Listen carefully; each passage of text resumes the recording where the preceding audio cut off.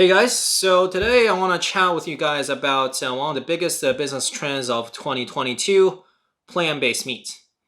There's been a lot of hype around it recently, from celebrity sponsorship to the partnerships of plant-based meat manufactured with the fast food giants such as KFC or McDonald's, and really give off this impression that plant-based meat is going to be the future and is going to start taking off right now in 2022. However, if you look at the numbers, right, when I looked a bit into this, right, the sales figures from 2021, right, which kind of came out a few weeks ago, it was telling a bit of a different story, right? So overall, sales growth in 2021 was pretty much flat, and in some months there were even declines, as much as 15% year over year.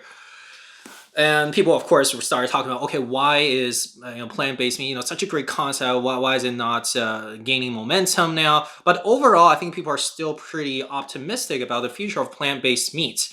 And I think by future, they think, okay, eventually it's gonna take a significant share, or probably say over 50%, probably something along that line. It's gonna be 50% of like kind of the meat products that we consume in the future. Now, however, when I look at it, right, I agree with most of the facts and some of the analysis they point out. However, the conclusion that I drew, right, will be completely different. And I think that's kind of interesting, and that happens all the time, right? When you have two people, depending on how they take the information, given the same facts, they can arrive at totally different conclusions. So today, kind of want to chat with you some of my thoughts on this topic.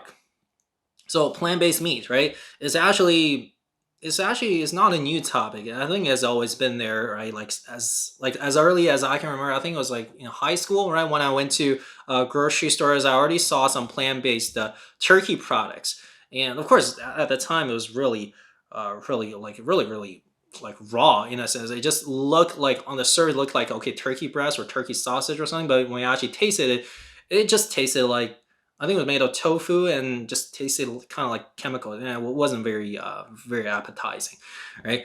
And it's been there for kind of over, I guess, a few decades, and then recently it kind of started to pick up, and I started to, how come I started looking to why, how come, now it's starting to, there's so much hype, and there's like there's something new. Of course, the big partnership with the food giants. Of course, it's not totally new, but you're seeing this at a larger scale. So I saw that, okay, I think it's really because that venture capital has been pouring a lot into this sector or segment over the past 2 years. Right, you look at the venture dollars, right, for investment over in 2020 and 2021. I think they stood at about, if I remember correctly, about 2 billion or 1.9 billion for respectively, right? And that's a huge deal compared to 2019. I think it was like less than $700 million, right, back in 2019. So you see, over the last 2 years, kind of 2020 kind of hit a peak, right? But then it came down slightly in 2021. But still, overall, we're at about three times the investment level of 2019.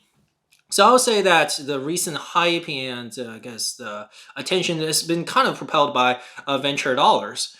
And here's the thing, I guess it's venture dollars don't, like, yeah, it's gonna generate a lot of I guess a lot of hype, or a lot of noise, but it doesn't necessarily solve all the issues, right? It doesn't necessarily solve some of the inherent issues of plant-based meat, because if venture dollars were the solution to everything, I think we should have strong AI by now, right? But anyhow, so let's talk about some of the reasons that plant-based meat really kind of stalled in 2021, where likely is also kind of going to stall in 2022. So let's start off with probably the most significant factor, which is price, right? Price is always kind of the first thing to talk about I guess in a free market. And I had some firsthand experience with this as well. I think it was like 2 weeks ago. I think it was my birthday, and I got McDonald's for my birthday. Don't judge me on it. And it's just because I simply because I think it tastes good, right? Like, I got myself a Big Mac, and I got my sister a plant-based Big Mac. So for a Big Mac in the in a McDonald's restaurant in the Bay Area. I think the sandwich costs about like $5, and the plant based slightly more expensive, but about less than it was definitely less than 50 cents more expensive compared to a regular Big Mac. Well, so it's, yeah, slightly premium in terms of pricing. Um, and then I know that that day I definitely enjoy my Big Macs, but I look at my sister. I don't think that plant-based Big Mac met her expectation, right? So that's kind of my first-hand experience. It's like it's more expensive, but are we sure about the like? Are people willing to pay for it? Right? That's a big issue. So we have to shift gears towards the non price factors, because price alone is significant, but it doesn't explain everything, right? We see a lot of premiumly priced products, right, that still sell really well. For example, avocado, right? Yeah, I don't think it's particularly delicious, and I think the nutritional benefits are like average at best, right? Whatever. And of course, sure. Okay, maybe that's not the best example, but let's say organic food, right? Look at how well Whole Food is doing, and you'll see that as long as people see the value and see like in the non-price department, and sometimes they're willing to pay for like the slight premium, right? And it's not like plant-based meat is like absurdly expensive, right? It's affordable. It's like kind of affordable premium. So okay, so let's talk about some of the non-price factors. And I think for plant-based meat, there are two major factors. One is the taste, right? So a good tasting plant-based meat tastes like real meat, right? Like we're talking about meat alternatives, so of course we use the real meat as kind of the anchor. And another an important non-price factor is the nutritional or the health benefits of it, right? Since we know that consuming a lot of red meat definitely poses some health risks. So here we have to talk a little bit about we have to rely on the positioning of plant-based meat, right? Is it an alternative meat for meat lovers or the mass market, or is it kind of like an interesting cheat meat, or maybe not a cheat meat, like a more interestingly flavored, I guess, right? Like food alternative for the vegans or vegetarians, right? And I think you would all pretty much all agree that it is an alternative meat for the mass market, right? Because otherwise, if you look at the vegans, vegetarians, that's always going to be a niche, right? So let's kind of look at this from the perspective of a regular meat eater, right? Doesn't have to be meat lover. I am meat lover myself, but like I guess, yeah, in a sense, I'm not 100% meat lover. I could eat plants, but we enjoy the taste of meat. We're genetically programmed to eat meat, right? I think for human beings. So anyhow, okay, so let's look at this. So if we're to so what's the motivation, right, for meat eaters to switch to plant-based meat? I guess there are several things. Why it's I think the key ones include carbon footprint, right? Because for example, raising cows generates a lot of methane. Another key thing I would say is animal welfare, and that has to do with our current practices of meat production. So currently, I think the majority of meats, or let's say over 80% or 70 or 75%, at least over 3/4, are produced by factory farming. So basically, imagine this factory, instead of having machines running that produce like, I don't know, gadgets, you put cages in there or whatever, or something, right? And you literally stuff thousands of or chickens or whatever animals in there, and their sole reason of existence is to produce meat for us. Pretty inhumane, right? Like if you look at some of the pictures. So that's a kind of another motivation. And then the third motivation is probably, I would say, the health or the nutritional benefits, right? So red meat, of course, poses some health risks. And okay, so if I'm looking at this, like part of it is just for health, part of it's for conscience, right? Let's kind of group it that way. So from a meat lover's perspective, I think the first thing is, okay, if I want to leave an alternative, it's gotta taste it's gotta taste okay, right? Or somewhat like meat, right? Because otherwise, I might as well just forget meat. I just go eat tofu, right? So it's gotta. So we'll say, okay, we'll say that the ideal case that it tastes 100% like real meat, right? So that's kind of the ceiling, right? And I'll say the problem. This is where the problem kind of comes in. The if we put that as kind of like as kind of goal, we see that then you definitely got to sacrifice some of the nutrition or the health benefits given the current state of technology, right? So why is that? Kind of let me explain a bit. Okay, so I remember kind of that tofu turkey I had when I was little. It resembled meat at a form level, right? It looked like a sausage, looked like, I don't know, turkey breast, whatever, right? But if you actually taste it, like, it just tasted terrible. So right now we have come a long way, right? I think we can now produce plant-based meat at a what I call like a tissue level. So for example, you look at Beyond Meat, they're producing meats that have those muscle kind of fibers, right? That could mimic that.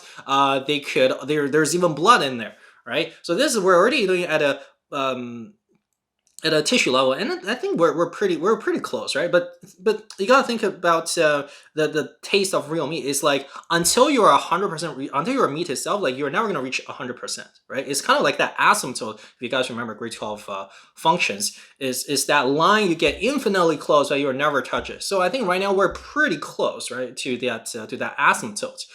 And then, like, how can you reach 100% meat, like meat tasting flavor? I think that's when you reach you can mimic meat at a molecular level, right? But you gotta remember that, okay, the more if you want to resemble the meat more and more, you gotta put more and more processing, or like you gotta process a lot more, and you gotta add a lot more ingredients to it, such as fat, right? Like it tastes good. So but when you actually hit that molecular level, I think you're pretty much, from a nutrition value like perspective, you're pretty much meat, right? It's not just gonna, like, there's gonna be fat, a lot more fat. There's gonna be the protein, like kind of, I don't know, some compounds that pretty much mimic animal protein. So right now they're kind of so taste and health benefits, they're kind of two ends of the continuum, right? Given the current state of technology, you kind of have to choose one and forgo the other. So I say that's like one of the inherent problems of plant-based meat. Sorry, there was a bug there, so I had to go take it out. But anyhow, let's go back to this discussion. From a meat eater's perspective, we see that, okay, if you look at this alternative plant-based meat, it tastes, say, 90-95% like meat. It offers like marginally better health benefits, and its price is slightly more premium. Okay, let's say they're on par with regular meat. Like, I think in that case, wouldn't you just pick like regular meat, right? It's like, I'm not, it's kind of the concept is like, I'm not going to McDonald's to get fit, right? Like, I don't eat plant meat. Like, yeah, like I don't eat, like, I eat meat just not be right. If I choose to eat meat, like, there are certain kind of benefits I'm seeking. The health benefit is probably not the biggest benefit I'm seeking. But anyhow, so that's I think from a nutritional benefits, like nutritional healthier alternative to traditional meat, I think that thing is questionable at best, right? So okay, so I have to look at like other motivations of switching to plant-based meat, right? So one of them is carbon footprint. And I think in this department, plant-based meat could be the solution to that, because, as you know, when animals convert plant fibers or into like muscle fibers and, right, meat fiber, that process is very polluting, right? And when we do plant-based meat, we skip a lot of the steps there, right? We reduce the methane production, for example, and say even during the process right now, we still have to, like, in the future, whatever, like, we still have to put in a lot of pressure and heat, right? And right, then there could still be some, like waste produced. But I think we're already like skipping a lot of steps, and this is, I think it's gonna be more like, whether now or in the future, it's gonna be more environmentally friendly than traditional factory farming, right? So I think from a carbon footprint perspective, this could be the solution. Then there's a third motivation, which is animal welfare, and that is something that I personally feel like connected to, because I do care. Like, I've been cutting my meat consumption because of this issue. Right now, plant-based meat, yeah, it definitely addresses part of that issue. And the thing is that plant-based meat is not the only solution that addresses the animal welfare issue, right? So, for example, there's another kind of technology called lab-grown meat, right? So lab-grown meat, for those of you who are not familiar with the concept, it is basically saying, okay, I'm gonna take a bit of muscle cell, right, from whatever animal, like it could be chicken, right, cows, whatever, and it could even be like some exotic animals, like, I don't know, antelopes, whatever, right, whatever meat you want, and I'm gonna feed it some kind of some kind of like I think nutrition, like nutrients, so that the cells can multiply and grow. Eventually, grows into a steak, right? So I think that is a very interesting concept, and definitely there's no I guess animal cruelty, whatever, involved there, and yeah, that's an alternative solution. And of course, am I saying that lab grown meat is going to be the future? No, I'm definitely not saying that, because that thing also has its own problems, right? For example, right now, I think that thing is like 3 times more expensive, right? That's if you can buy it. And right now, I think only around the world, only Singapore has approved the sale of lab grown meat. I think it was only lab grown chicken, right? So there's a lot of there's a high price and there's regulatory hurdles, right? And even if I take out those two factors, then there's still some kind of some issues within the production process that haven't been thoroughly worked out yet, such as the it still produces some waste, right? And thing. And but I look at this, but at least right now, when I look at this technology, I think it has more potential than plant-based meat, because they face different problems, right? And the problems with plant-based meat, as we mentioned, is mostly like it's an R&D issue. Can you overcome that barrier to make it taste 100% like meat, right? Whereas lab-grown meat, it is meat, is right. It ticks that box. Right now, the problem is more related to kind of capacity or the manufacturing process, right? So for example, if we could invest in better facilities or better equipment or manufacturing process, and that learning, like the learning outcomes start to multiply, right? And I think we could, well, at least maybe not easily, but we could solve many of the issues. And not to mention, currently lab-grown meat receives less attention, right, in terms of investment compared to plant-based meat. And I believe that in 2021, the venture investment in lab-grown meat was only about like $1.5 billion compared to the $1.9 billion for plant-based meat. So yeah, I think, and then we know that investment or venture investment, they're usually good at solving like capacity kind of related issues, whereas they're not as good at solving R&D related issues. So I'm saying that, yeah, maybe we should look more into this alternative solution for the alternative.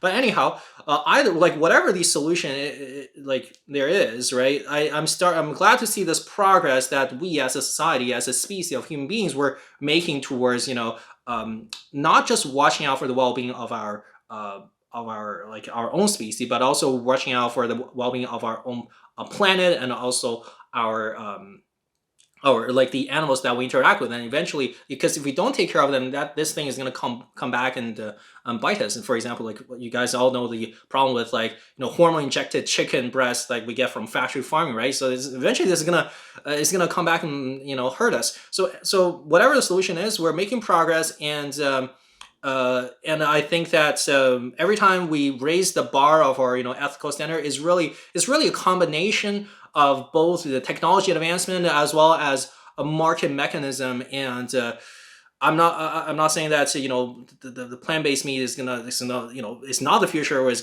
gonna doom or something. That it's definitely gonna grow, but it's less than 1% of the market, and I see limited potential for it to become like 80% of the market. But what I'm saying is that I'm glad to see that we're making progress in the right direction. And let's hope that the market mechanism works out for at least one of the solutions, so that we can really take a big step forward as a society. And thank you for listening.